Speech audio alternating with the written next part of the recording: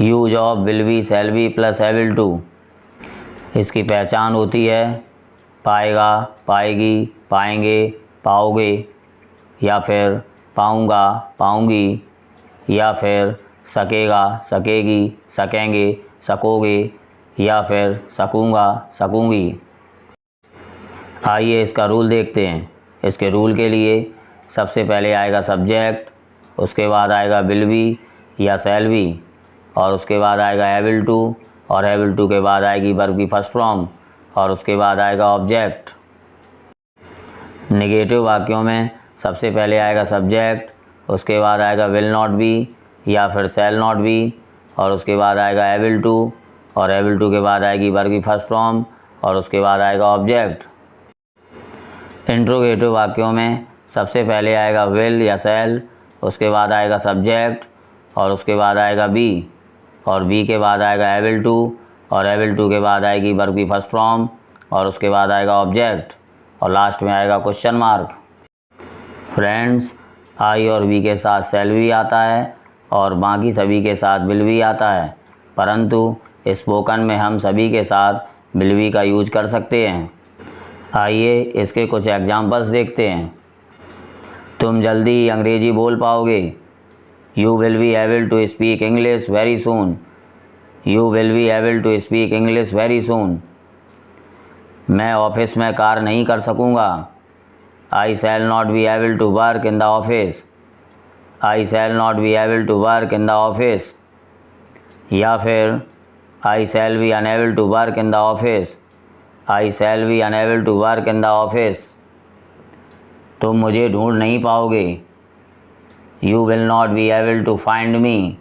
You will not be able to find me. या फिर you will be unable to find me. You will be unable to find me. वह तुमसे कभी बात नहीं कर पाएगा। He will never be able to talk to you. He will never be able to talk to you. क्या तुम डांस नहीं कर पाओगे? Will you not be able to dance.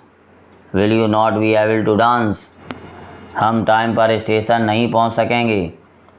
We will not be able to reach the station on time. We will not be able to reach the station on time. या फिर we will be unable to reach the station on time. We will be able to reach the station on time. क्या तुम बिना पढ़ाई के English सीख पाओगे? Will you be able to learn English without studying. Will you be able to learn English without studying. क्या तुम वहाँ जा सकोगे?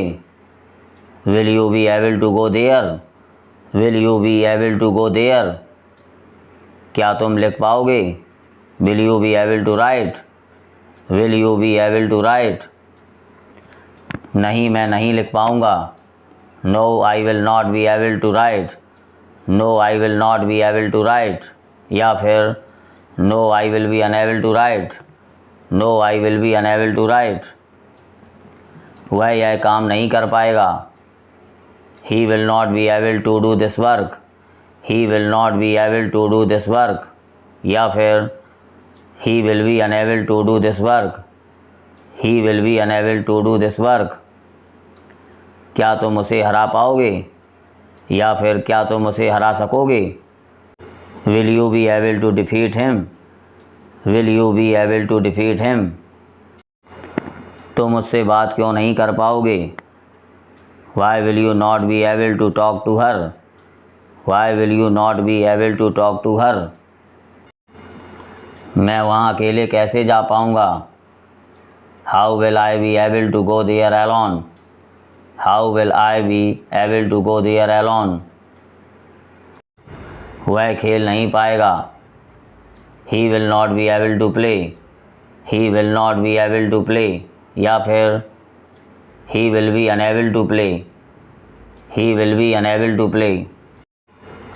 मैं पैदल नहीं चल सकूँगी। I will not be able to go on foot. I will not be able to go on foot. या फिर I will be unable to go on foot.